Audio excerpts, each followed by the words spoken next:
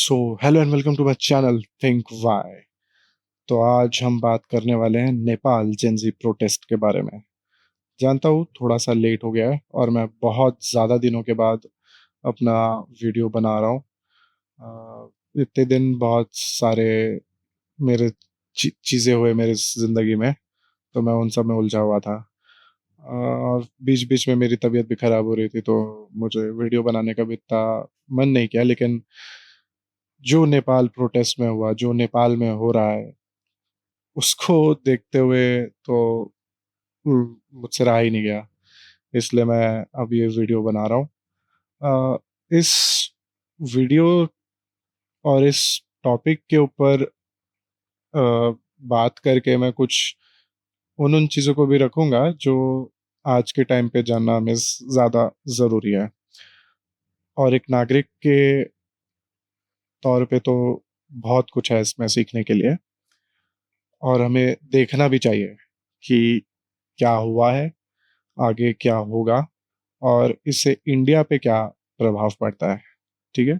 तो हम उन सब चीज़ों के बारे में जानेंगे। और इंडिया तो ख़ैर चलो ठीक है, एक सिटिज़न पे क्या इसका प्रभाव पड़ता है और एक इंडिविजुअल पे इसका क्या प्रभाव पड़ता है, हम उसकी बातें थोड़ा ज़्यादा करेंगे। ठीक है? चलिए, तो हुआ क्या? मैं अभी आपको उसमें संक्षेप में बता देता हूँ। इ इसके ऊपर तो बहुत सारे लोग जो है, और भी जो बुद्धिजीवी लोग हैं, उन सब लोग बातें कर ही रहे हैं। आप जाके न्यूज़ में देख सकते हैं, जो अच्छी न्यूज़ है। इसलिए मैंने एक अहमदाबाद की जो वीडियो है, उसमें भी मैंने कहा था कि आप अपना मीडिया अच्छा करिए पहले। ठीक है? अपना जर्नलिज़्म पहले ठीक-ठाक करिए, क्योंकि बहुत सारे जर्नलिस्ट और बहुत सारे न्यूज़ एजेंसियाँ हैं जो लैपडॉग मीडिया है, जो आपको पता है क्या होता है। और उन लोग बहुत ही बायस्ड न्यूज़ देते हैं। तो ऐसे बहुत सारे इंटरनेशनल न्यूज़ अ, एजेंसीज़ हैं, और बहुत सारे डोमेस्टिक में द वायर, न्यूज़ लॉन्ड्री, ये सारी चीज़ें हैं। तो उनके रिपोर्ट्स और उनके इंटरव्यूज़ सुना करिए। वो लोग बहुत बायस नहीं होते हैं, और बहुत ही अच्छे से और एक्सपर्ट्स को बुला के डिस्कशन करते हैं इस चीज़ पे। तो उनकी आपको मीडिया रिपोर्टिंग सुननी चाहिए। तो सबसे पहले तो आप अपना मीडिया ठीक करिए, उससे आपको बहुत ज़्यादा फ़ायदा होगा। आप अच्छे नागरिक भी बनेंगे, और ख़ासकर अच्छे इंसान भी बनेंगे। ठीक है? जो अच्छे नागरिक होने से बहुत ज़्यादा ज़रूरी होता है एक अच्छा इंसान बनना। ठीक है? तो हम प्रोटेस्ट के बारे में बात करते हैं। तो प्रोटेस्ट क्या था कि जो नेपाल में, वैसे भी नेपाल की हिस्ट्री रही है, वो बहुत ही पॉलिटिकल अनस्टेबल स्टेट माना गया है। ठीक है? वहाँ पे मोनार्की जो है 2008 में खत्म हुई थी। ठीक है? लोग लोगों को डेमोक्रेसी चाहिए वहाँ पे। ठीक है? तो हुआ क्या कि नेपाल पे इस अनस्टेबिलिटी जो है, वहाँ पे पॉलिटिकल अनस्टेबिलिटी, उसकी वजह से बहुत ज़्यादा करप्शन है।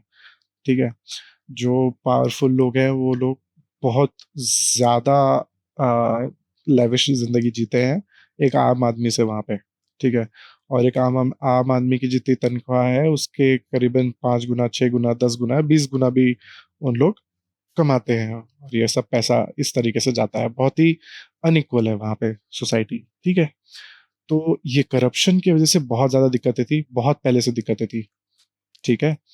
तो वहाँ पे लोगों को उस वजह से ज़्यादा आक्रोश था।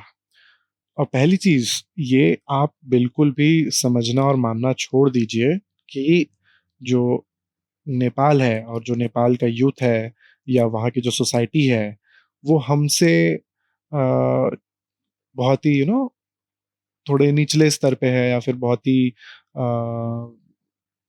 क्या बोल सकते हैं उसको, एक नीचे ग्रेड पे है, ऐसा नहीं है। ठीक है? ऐसा बिल्कुल भी नहीं है। ये मानना ही सबसे पहले तो बात बेवकूफ़ी की होगी, क्योंकि क्या हुआ है वहाँ पे, इतना इतना अनस्टेबिलिटी वगैरह के कारण, वहाँ के जो लोग हैं, वहाँ की जो सोसाइटी है, बातों को समझती है। वहाँ पे वेस्टर्न आइडियाज़, और जो वेस्टर्न का मतलब ये होता है कि जो क्या, एक तो अमेरिका हो गया और यूरोप का हिस्सा, ठीक है? इन दोनों को कलेक्टिवली हम वेस्टर्न बोलते हैं एक तरीके से। ठीक है? तो वहाँ पे जो चीज़ें हैं, वेस्टर्न आइडियाज़, लिबर्टी के बारे में, फ्रीडम के बारे में, सेक्युलरिज़्म के बारे में, वहाँ पे लोग बहुत ज़्यादा जागरूक हैं ये सब चीज़ों को लेके। हमसे भी, हम वहाँ पे इतना कंज़र्वेटिविज़्म नहीं है, जितना इंडिया पे है, ठीक है? तो ये बातों को आप ध्यान में रखिए कि वो हमारी जैसी सोसाइटी बिल्कुल भी नहीं रही है। उन लोगों ने बहुत काम किया खुद पर। पहली चीज़ तो ये क्लियर, ठीक है? तो करप्शन बहुत था और उसकी जो सोसाइटी है, वो हमसे बहुत ज़्यादा डिफरेंट है, ठीक है? ये क्लियर। हुआ क्या, जब ये सब करप्शन हो रहे थे और ये सारी चीज़ें हो रही थी, उनके बीच में सोशल मीडिया बैन को लाया गया। किसके थ्रू? जो रूलर है वहाँ पे, है ना? ओली साहब, उनके थ्रू लाया गया। और वहाँ पे करप्शन इस तरीके का है कि 3-4 लोग ही प्राइम मिनिस्टर के पद पर रहते हैं वहाँ पे, ठीक है? जो आगे रूलर कहलाते हैं एक तरीके से। उन्हीं लोग के बीच में सत्ता घूमती रहती है, उन्हीं लोग बनते रहते हैं बारी-बारी। और उनके बीच में क्या हुआ, जब लोग इस सब के बारे में डिसेंट कर रहे थे, अब आप अपनी आवाज़ कहाँ लिखोगे? यूथ अपनी आवाज़ कहाँ लिखता है? मेजरली वो सोशल मीडिया में जाता है। और जैसे कि मैं अभी हूँ यहाँ पे इंडिया में, तो मैं अपनी चीज़ें ज़्यादातर कहाँ बोलता हूँ? इस यूट्यूब पे बोलता हूँ, ठीक है? तो आप अब ये समझिए कि एक रात में आपके आप जो डिसेंड करते हो, आप जो अपने व्यूज़ रखते हो, आपने इतनी पढ़ाई करी है, इतना कुछ देखा है, उसके खिलाफ कुछ तो बोलोगे, कहीं तो बोलोगे, है ना? तो वो एक ज़रिया था लोगों का जो गुस्सा है उसको निकालने का, एक तरीके की उनकी जो आवाज़ है उसको बढ़ावा देने का, उसको रातों-रात ही बैन कर दिया गया। इसके ऊपर जो प्रोटेस्ट होने थे, पूरा फुल परमिशन लेकर प्रोटेस्ट होना था। वो प्रोटेस्ट हुआ। उस प्रोटेस्ट में बहुत सारे स्कूल के बच्चे और कॉलेज के बच्चे, ये सारे लोग शामिल थे कलेक्टिवली। उस बीच में क्या होता है कि ये जो अ, मैंने बताया ना, वायलेंस फ्रॉम अथॉरिटीज़, ठीक है? तो हुआ क्या, जो पुलिस थी, वो आती है प्रोटेस्टर्स के बीच में और गोली मारना शुरू करती है। वो उस वायलेंस के बीच में बहुत सारे लोग घायल होते हैं और 19 या 20 लोगों की, वो जो वहाँ पे जो बच्चे हैं यूनिफ़ॉर्म वाले, ठीक है? उनकी मौत हो जाती है, ठीक है? तो स कुछ स्कूल के बच्चे और कुछ कॉलेज के बच्चे, 19-20 लोग थे जो उनकी मौत होती है और बाकी 450 के अराउंड, अभी जो कहा जा रहा है 450 के अराउंड वहाँ पे घायल होते हैं लोग, ठीक है ना? इसको देखकर, ये सबको देखकर जो गुस्सा फूटा लोगों पे, मेनली जो जेन ज़ी यूथ है, उस पे, वो सारे के सारे सड़कों पे आ गए। सब के सब सड़कों पे आ गए और टोटल एनार्की कर दिया। पूरा एनार्की, ठीक है? सबको खदेड़ा, उठाया, फेंका, तोड़ा, जलाया, पार्लियामेंट की बिल्डिंग को जला दिया। बड़े-बड़े जो न्यूज़ एजेंसी के जहाँ पे ऑफ़िसेज़ थे उसको जला दिया, ठीक है? अब कहा जा रहा है कि ये जो जलाया है जिन्होंने, ये जेन ज़ी नहीं थे। अब उसकी बात मैं आगे करता हूँ, क्या है, क्या नहीं है। तो आपको पता होना चाहिए कि ये चीज़ें हुई, इसकी वजह से अ, एक तरीके से पूरा प्रोटेस्ट भड़का, पूरी क्राउड भड़की, पूरे के पूरे लोग आगे गए और टोटल एनार्की हुआ वहाँ पे, ठीक है? अब मैं बहुत सारे सोशल मीडिया और रील्स और बहुत सारे जो अभी के जो हमारे हमारे यहाँ के जो लैपडॉग मीडियाज़ हैं, उन्हें मैं देख रहा हूँ, सुन रहा हूँ, वो ये तर्क दे रहे हैं कि सोशल मीडिया बैन करने पर ये हुआ है। सोशल मीडिया बैन करने पर ये नहीं हुआ था, वजह कुछ और थी। वजह क्या थी? पुलिस की ब्रुटैलिटी, अथॉरिटीज़ का वायलेंस, वो सहा नहीं गया। सोशल मीडिया के ऊपर तो हो रही था, वहाँ पे प्रोटेस्ट तो हो रहा था ना, सोशल मीडिया के ऊपर पूरा परमिशन लेके हो रहा था, प्रोटेस्ट तो हो रहा था। लेकिन जो उसके बाद का जो चीज़ होता है, जो एनार्की वाली जो चीज़ होती है, उसकी वजह है वायलेंस। वो लोग नहीं बता रहे, ठीक है? जब जो कि ये फैक्ट है। तो आप जाइए, आप अच्छे-अच्छे न्यूज़ आउटलेट्स को पढ़िए, वहाँ पे एनालिसिस भी आ चुके होंगे अब तक तो। एनालिसिस वगैरह को भी पढ़िए, बहुत अच्छे-अच्छे राइटिंग्स हैं। फ्रंटलाइन मैगज़ीन का एक है, लेकिन वो पेड था, इसलिए मैंने भी पढ़ा नहीं उसको। तो देखिएगा, और भी अगर मिलते हैं तो और भी आर्टिकल्स अभी आगे जाके और भी आएँगे, अभी तो बहुत बहुत आएगा इसमें, बहुत एनालिसिस आएगा। तो देखते रहिए और उसको पढ़ते रहिए, ठीक है? अब कुछ अहम चीज़ों के ऊपर हम बात कर लेते हैं। तो पहले तो जिस तरीके से मैंने कहा कि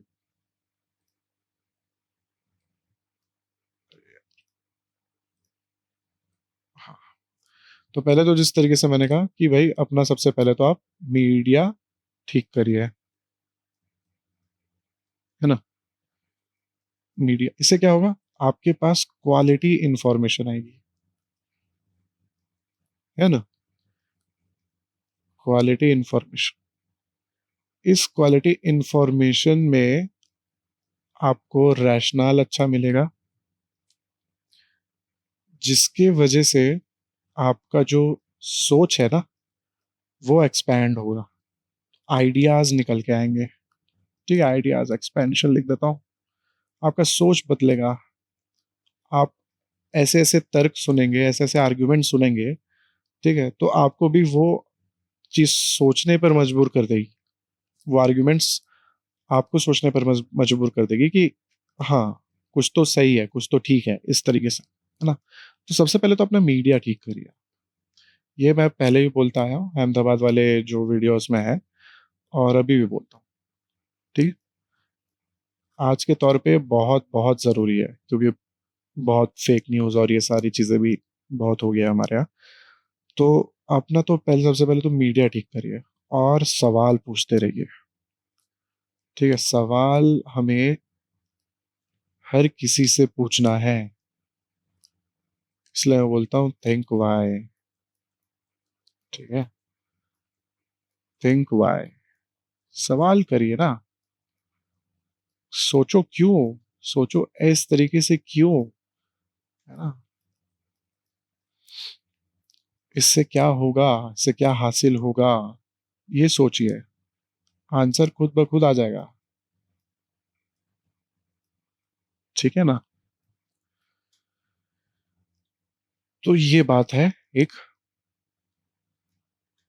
दूसरी बात क्या कि यार, नेपाल पे इस तरीके से चीजें हुई कैसे? तो नेपाल जो है ना, वो 15-20 साल में अपने आप को बहुत तरीकों में सक्षम बना लिया है। सक्षम इन द सेंस क्या? Western ideas. मैं वेस्टर्न आइडियाज क्यों बोल रहा हूँ?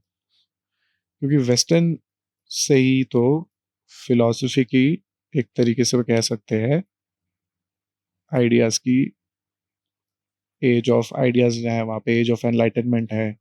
ठीक है, तो ये जो फिलॉसफी निकल निकल के बाहर आई है ना, इमानुएल कांत, ठीक है, हीगल, प्लेटो, सोक्रेट्स, एरिस्टोटल, डेस्कार्टस, रोजेयू, वोल्टायर, इन सबको जब लोगों ने पढ़ा है हर बार, ठीक है, जिस सोसाइटी ने इन लोगों को सराहा है और पढ़ा है, हम देखते हैं कि उनपे उनकी जो नागरिकता की समझ है, नागरिकता मतलब सिटीजनशिप, ठीक है, उनकी जो लिबर्टी की जो समझ है, कॉन्स्टिट्यूशन की समझ है, डेमोक्रेसी की समझ है, इंडिविजुअलिज्म की जो समझ है,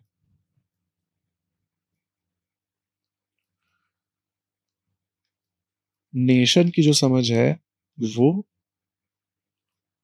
और तरफ तमाम तमाम एक्सेट्रा एक्सेट्रा, इन सब चीजों की जो समझ बनती है ना, इन सब फिलोसोफर्स और वेस्टर्न आइडियाज को पढ़कर, वो बहुत ही आप में जटिल हो जाती है। ठीक है, अब वहां पे जो नेपाली जो यूथ थे, वो इन सबको बहुत अच्छे तरीके से समझते और जानते हैं। ठीक है, तभी आप देखते हैं कि इतना बड़ा सा, इतना बड़ा एनार्की, इतना बड़ा चीज हो, प्रोटेस्ट, ये सारी चीजें हो जाती है। ठीक है ना? ऐसे ही नहीं होता है कोई कोई चीजें कि हाँ भाई चलो, बहुत ज्यादा दिनों से, सालों से इनको दबाया जा रहा था, तो आज फूट के निकल गया, ऐसे नहीं होता है। बहुत सालों से दबा के रखो तो दब के ही रहते हैं जब तक ये सारी चीजें उनको समझ ना आए, ये आइडियाज उनको समझ ना आए। ठीक है। तो उनको दबाओगे तो वो दबेंगे, ऐसा नहीं है। लेकिन मैं वही कह रहा हूँ ना बार बार, वो हमारे जैसे नहीं है, हमसे बहुत अलग है। नेपाल बहुत अलग है इन इनके मामले में, मैं कह रहा हूँ, ये आइडियाज के मामले में। ठीक है। वहां पे आइडियाज बहुत तरीके से लोगों ने समझा जाना है, वहां पे ये सारी बातें होती है। हमारे यहाँ बहुत कम होती है इन सब चीजों के बारे में बातें। फिलोसफी की बातें ही कम होती है हमारे यहाँ। आप खुद बता दो कोई भी एक फिलोसफी का अच्छा क्लब बताओ हम लोग के इंडिया पे। मुझे तो नहीं पता। मेरे मेरे उसमें तो नहीं पता मुझे। कमेंट बॉक्स में बताइएगा मुझे प्लीज। और अगर कुछ है तो मैं तो जुड़ना चाहूंगा उसमें। मुझे मुझे भी जोड़ लेना उसमें प्लीज, अगर है अगर तो। ठीक है ना। तो जो नेशन इन सब चीजों को समझेगा, वो एक तरीके से उस राह पे निकल जाता है, एक डेमोक्रेसी के राह पे निकलता है। ठीक है। लोगों के हित के बारे में बात करना, सिटीजनशिप क्या होता है, उसको समझ में आ जाती है चीज।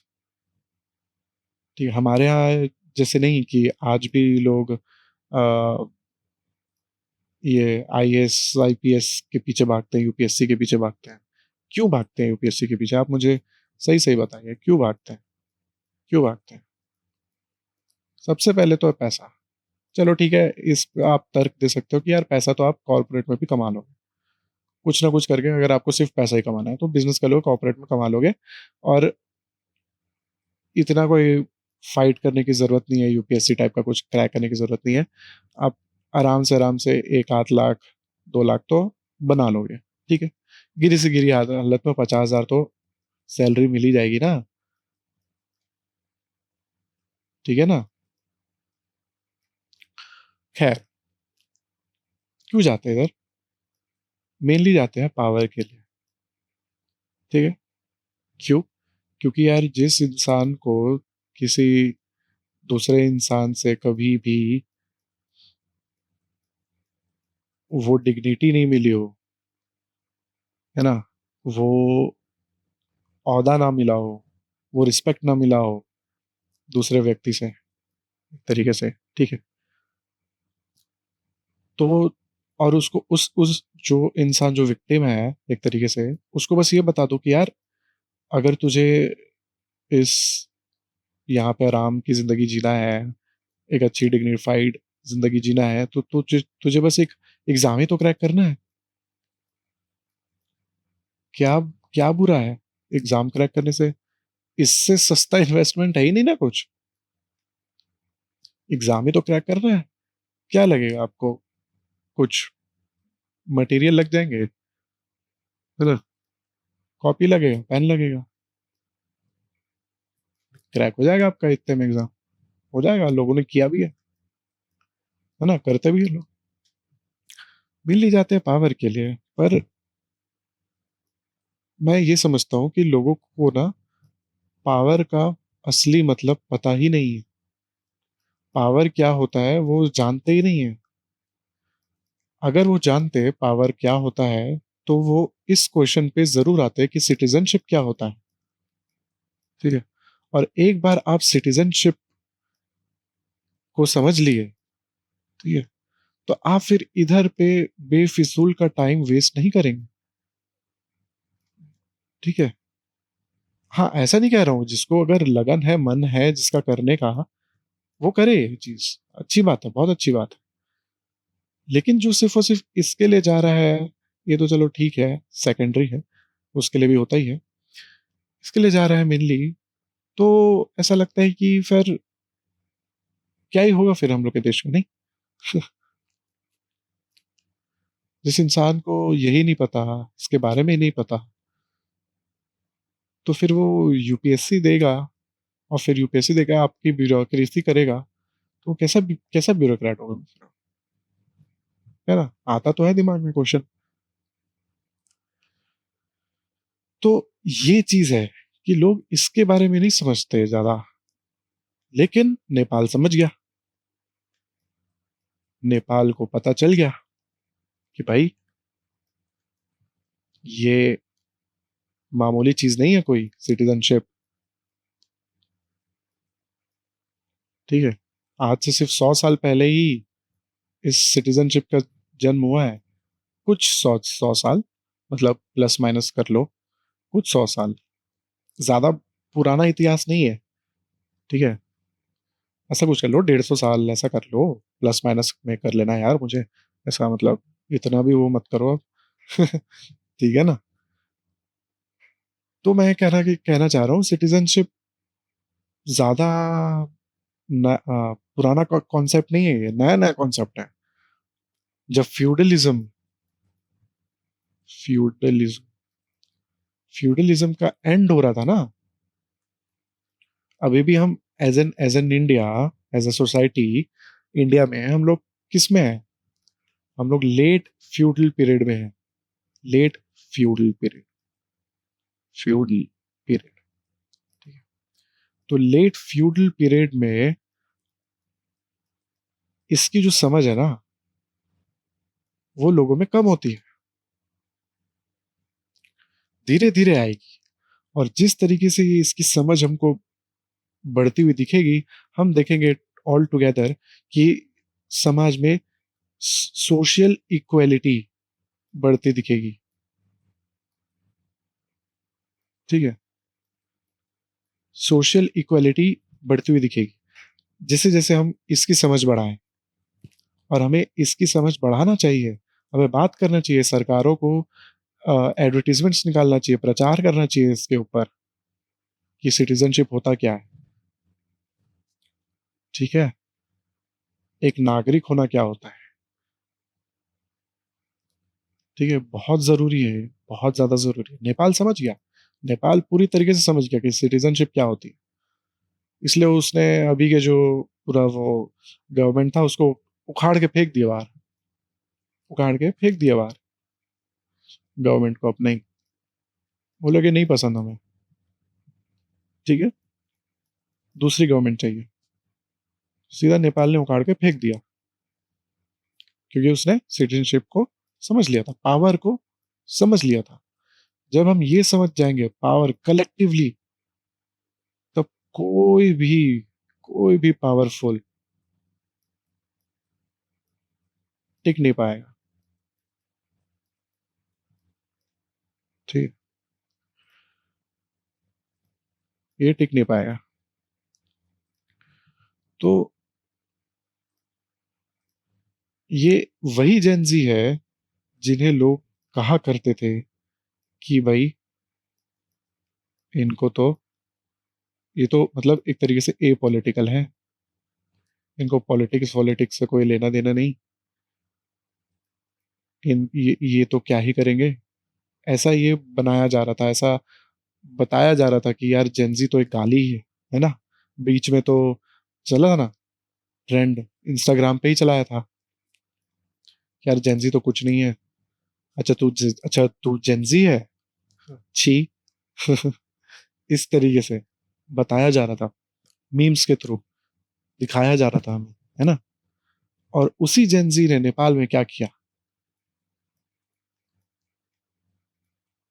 इतिहास देख रहा है, लोग देख रहे हैं, समाज देख रहा है। और देखा, सबने देखा कि नेपाल में क्या किया जेंजी ने, उखाड़ के फेंक दिया। ठीक है ना। तो जेंजी पढ़ रहा है, ये एक बहुत बेहतर समाज बनाने की तरफ भी जा रहा है। देखिए, जो वायलेंस हुआ, ठीक है, जो वायलेंस हुआ, वायलेंस किसी भी फॉर्म पे हो, ठीक है, वायलेंस किसी भी फॉर्म पे हो, इसको जस्टिफाई नहीं किया जा सकता। वायलेंस किसी भी फॉर्म पे जस्टिफाइबल नहीं है। अपनी ही इमारतों को जलाया उन्होंने, अपने ही स्टेट या नेशन के जो मीडिया हाउसेस है उन्हें जला डाला। पार्लियामेंट बिल्डिंग को जला डाला। ठीक है, तो ये जो टोटल वायलेंस है ना, ये कहीं पे भी जस्टिफाई नहीं होगा, ये नहीं होना चाहिए था मेरे हिसाब से। ठीक है, ये नहीं होना चाहिए था। एनार्की, अब क्या है ना, वो पूरी भीड़ है। ठीक है, उतना उतना बड़ा भीड़ है, पूरा ऐसा क्राउड है। क्राउड कैसा है? लीडरलेस, लीडरलेस क्राउड है। तो ये एनार्की की तरफ बढ़ेगी ही बढ़ेगी, आप इसको रोक नहीं सकते। ठीक है, उस पे वायलेंस इरप्ट होगा ही होगा, अगर वो लीडरलेस है तो। इनकी आवाज कौन थे उनके? कोई भी नहीं थे। कोई कौन उनको डायरेक्ट कर रहा था? कोई ज्यादा डायरेक्ट नहीं कर रहा था। जो हो रहा था सबने देखा, वो बस हो रहा था। ठीक है, हाँ ठीक है, ये बात बहुत अच्छी है कि जो आफ्टर मैथ है, वो जो प्रोटेस्ट हुआ उसके जो बाद हुआ, बहुत सारी रील्स और ये सारी चीजें सामने भी आ रही है कि जो यूथ है ना नेपाल का, वो फिर उसके बाद रिकंस्ट्रक्शन में लग गया। वहां पे जो जिस तरीके से मिलिट्री को तैनात किया गया, वो उस मिलिट्री को सपोर्ट कर रहा है, स्नैक्स वगैरह दे रहा है ना, पानी वगैरह दे रहा है। तो ये जो दृश्य सामने आए हैं, इससे समझ में आता है कि यार, जो था, जो हुआ था वो हो गया। वो जो एनार्की हुई वो हुई, और उस वायलेंस को सब कंडेम करते हैं। ये ये चीजें ने, ये इन चीजों ने दिखा दी। ठीक है, वो भी कंडेम करते हैं ये सब जो वायलेंस जो हुआ है ना, वो भी जस्टिफाई नहीं कर पा रहे वायलेंस को। ठीक है, तो वायलेंस किसी भी फॉर्म पे जस्टिफाइबल नहीं होती। क्राउड का एनार्किस्ट होना संभाविक था, क्योंकि लीडरलेस क्राउड थी। वो जो कुछ भी हुआ, उसका जो आफ्टर मैथ है, वो एक तरीके का रिकंस्ट्रक्टिव, हेल्पफुल, मिलिट्री को भी हेल्प कर रहा है, तो एक तरीके से पूरा हेल्पफुल चीज हुआ उसके बाद, प्रोटेस्ट के बाद, जो एक अच्छी चीज है और जो दिखाती है कि नेपाल के लोग सिर्फ और सिर्फ एनार्की करने नहीं आए थे वहां पे। ठीक है, उन्होंने जो करना था उन्होंने वो किया। और जो उस तरीके का जो उनका सिटीजनशिप का जो समझ है, हम देखते हैं कि इससे साझा होता है। ठीक है, इससे साझा होता है कि उनको ये सब चीजों के बारे में बहुत डीपली नॉलेज है, पता है, वहां पे बातें होती है। तो इस तरीके का था नेपाल का जो प्रोटेस्ट। नेपाल का जो प्रोटेस्ट है, इसको देखा जाएगा आगे भी, बहुत तरीकों से बहुत एनालिसिस होंगे इस पर। यही जो चुनिंदा जो बातें थी, वो मुझे कहनी थी। आई होप कि आपको भी कुछ चीज़ें समझ में आई होगी। आप पढ़ते रहिए, देखते रहिए। अगर इस तरीके का कुछ है तो मैं फिर, हो सकता है कि अगला लेक्चर सिटीजनशिप पर ही लाऊं। मैं अपने यूट्यूब के थ्रू आपको बताने की कोशिश करूंगा। ठीक है, ये जो कंसेप्ट है, जो सिटीजनशिप एक बहुत ही ब्रॉड कंसेप्ट है, थोड़ा कॉम्प्लेक्स कंसेप्ट है। मैं उसको आसान भाषा में आप तक समझाने की कोशिश करूंगा। ठीक है, तो यहाँ तक था मेरा वीडियो। देखते रहिए, तब तक के लिए धन्यवाद।